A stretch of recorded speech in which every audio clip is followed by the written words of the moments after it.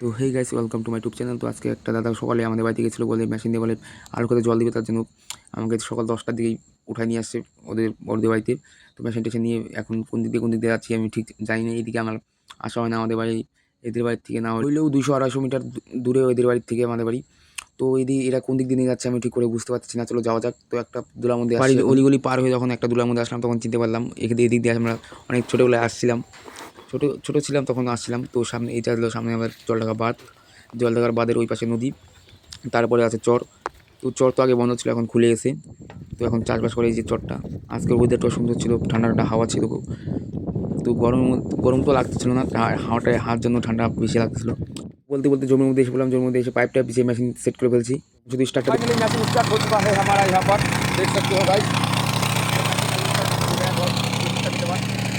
चल चल के पानी पीछे कैसा आ रहा है, देखो। चलो थोड़ा मुँह हाथ में धो लूँ, उसके बाद वीडियो यहीं पर एड करते हैं। अगर अच्छी लगी तो like comment share and subscribe कर देना।